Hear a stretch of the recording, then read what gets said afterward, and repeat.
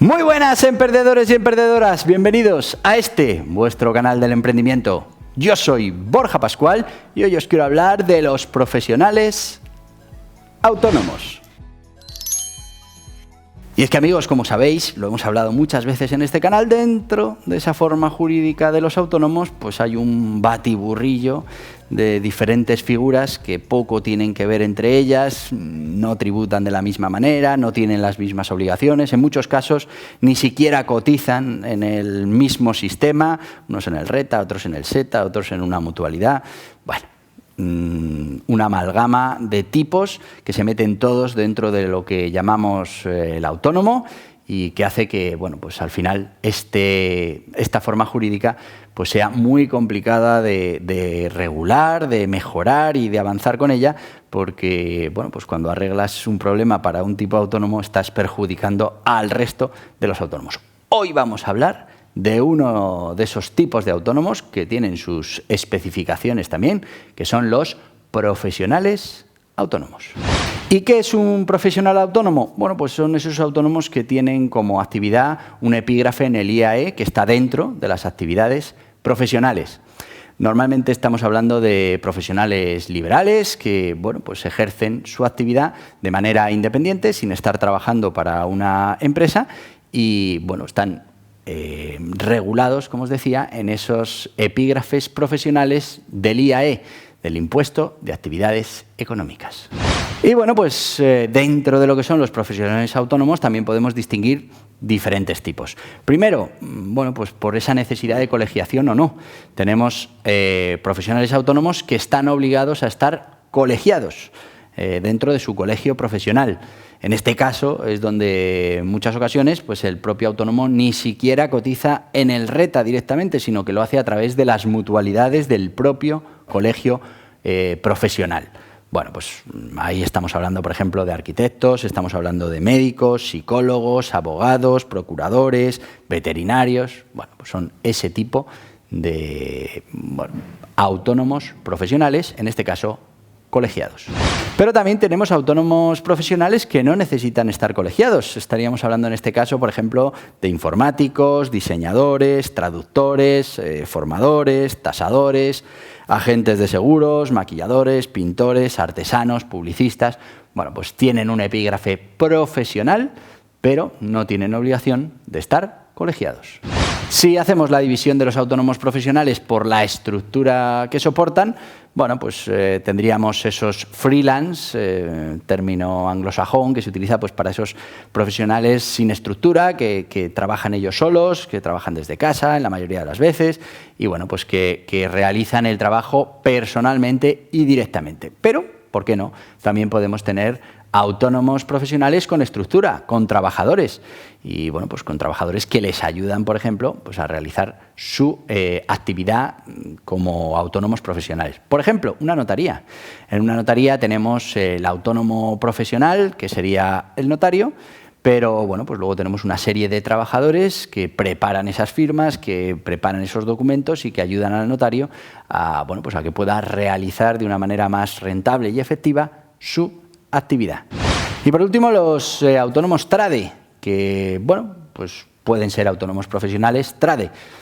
El TRADE, económicamente dependiente, lo único que nos hace es que, bueno, pues si tenemos más del 75% de la facturación anual con un único cliente, pues estamos obligados a presentar un contrato mercantil que regula el TRADE, bueno, pues con una serie de prebendas que podemos tener como autónomos profesionales en cuanto a vacaciones, bueno, material, indemnizaciones, bueno, pues una serie de cosas que recogemos dentro de ese contrato que tiene que estar registrado y, bueno, pues una legislación que se crea para intentar resolver el problema de los falsos autónomos.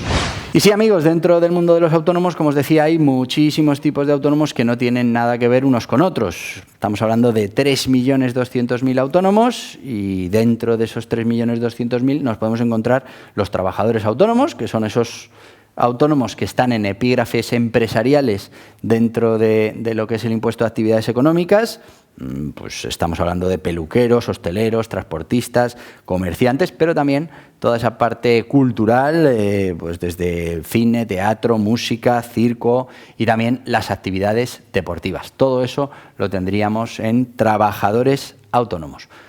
Ya hemos hablado aquí de los profesionales autónomos. Estaríamos hablando también de los autónomos societarios, que bueno, pues por su participación en una sociedad limitada, por sus funciones de administración o dirección, pues están obligados a colocarse dentro del sistema RETA para la cotización y son denominados autónomos societarios. Pero, como veis, estos tienen poco que ver con un trabajador autónomo o con un profesional autónomo. En este caso es que el autónomo ni siquiera tiene que presentar esos trimestrales o no factura. Bueno, estamos hablando de un tipo de autónomo totalmente diferente a los otros.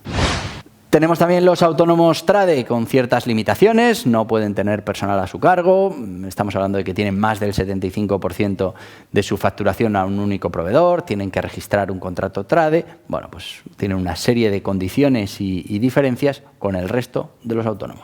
Los autónomos colaboradores o familiares, bueno, pues son los familiares hasta segundo grado de consanguinidad que son contratados por el autónomo principal de la actividad y bueno, pues que lo único que tienen de autónomos es que los seguros sociales se pagan a través del RETA. Es una cuota de autónomo, pero nada más, porque tampoco tienen que liquidar impuestos, ni hacer facturas, ni absolutamente nada. Como veis, nada que ver con el resto de los autónomos. Tenemos los autónomos agrarios, que son esos trabajadores por cuenta propia dedicados a labores de actividad agrícola. Están además dentro de esos epígrafes del impuesto de actividades económicas y fijaos que aquí ni siquiera cotizan en el RETA, sino que lo hacen en el SETA, que es el sistema especial para trabajadores por cuenta propia agrarios. ¿Y qué caracteriza a estos autónomos profesionales? Bueno, pues en primer lugar y como marco general son los autónomos que están en esos epígrafes profesionales dentro del impuesto de actividades económicas. Después, bueno, pues algunos de ellos pueden no cotizar en el RETA, hacerlo a través, por ejemplo, de las mutualidades de sus colegios profesionales, algo que no va a suceder en el resto de autónomos. La gran mayoría de estos autónomos están en estimación directa simplificada. Puede haber alguna excepción, pero la gran mayoría, estimación directa simplificada. Cuando facturan a otros profesionales o empresarios nacionales, están obligados a retener en las facturas. Hablamos de una retención del 15% con carácter general y luego, bueno, pues si somos nuevos autónomos, no hemos sido autónomos en los últimos 2 años y ahora que somos autónomos, pues cuando nos damos de alta más 2 ejercicios más, podremos aplicar un tipo reducido del 7%. Pero siempre que facturemos a este tipo de clientes, profesionales o empresarios nacionales, tendremos que aplicar retención de IRPF en la factura. Y bueno, si más del 70% de nuestra facturación se está produciendo con profesionales o empresarios nacionales, o sea, que les estamos aplicando retención en la factura, pues no tendremos que cumplimentar y cumplir con la obligación de presentación del modelo 130 del IRPF que tienen el resto de los autónomos. Bueno, algunos de los autónomos. Y bueno, y también debemos saber que a veces se piensa que no, pero sí, que los profesionales autónomos pueden contratar trabajadores para ayudarles en el desarrollo de su actividad profesional. Y sí, una de las condiciones imprescindibles para ser un profesional autónomo es estar suscrito a este canal. Sí, es una cosa que se ha venido reflejando en las diferentes leyes y es que ¿cómo vas a ser un autónomo profesional si no conoces cómo funcionan los autónomos? Bueno, pues para ser profesional de esto del autónomo, que no es lo mismo que un profesional autónomo, te tienes que suscribir a este canal. Espero haberte liado suficiente como para que te suscribas. Suscríbete, ya está, por la duda. Imprescindible, suscrito a este canal. Venga, te espero, dale. Gracias.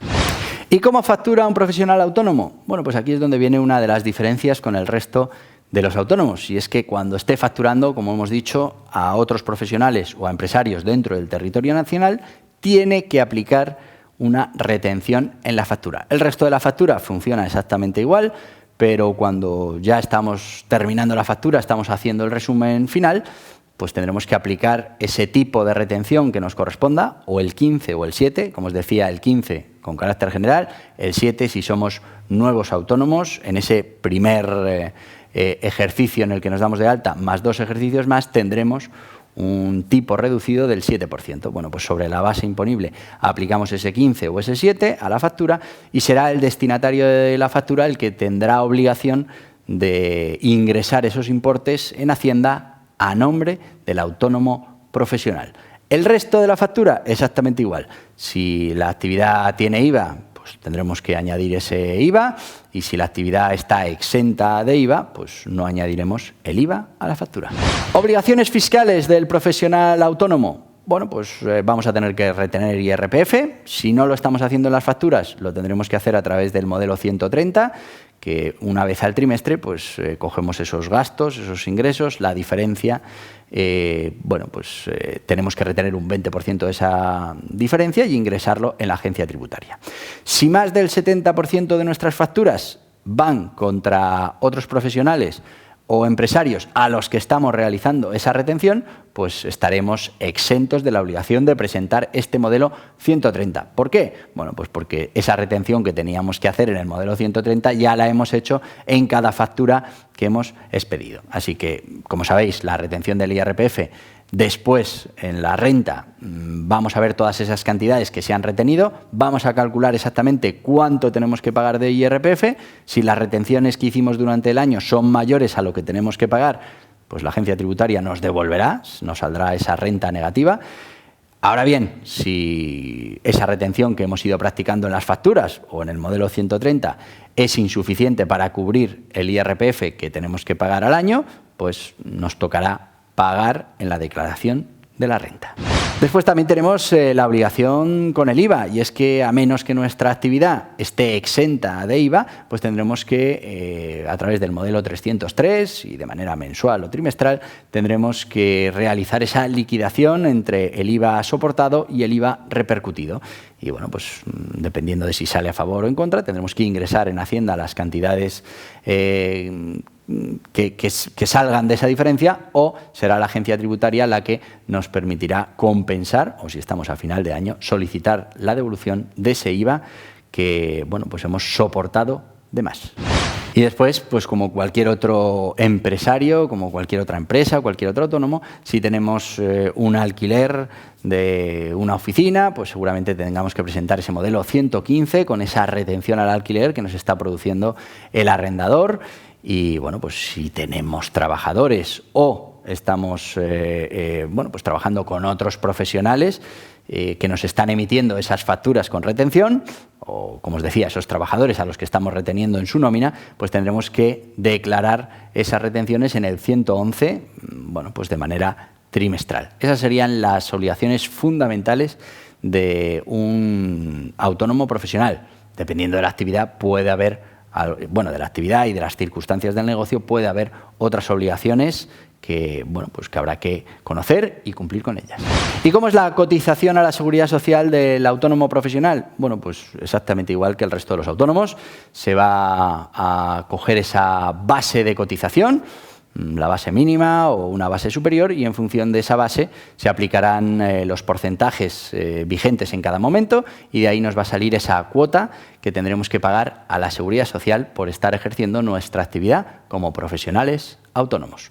La única excepción que tenemos en esto de la cotización a la Seguridad Social es que si somos un autónomo profesional colegiado y nuestro colegio tiene mutua, pues podremos estar cotizando a través de esa mutua profesional a la Seguridad Social.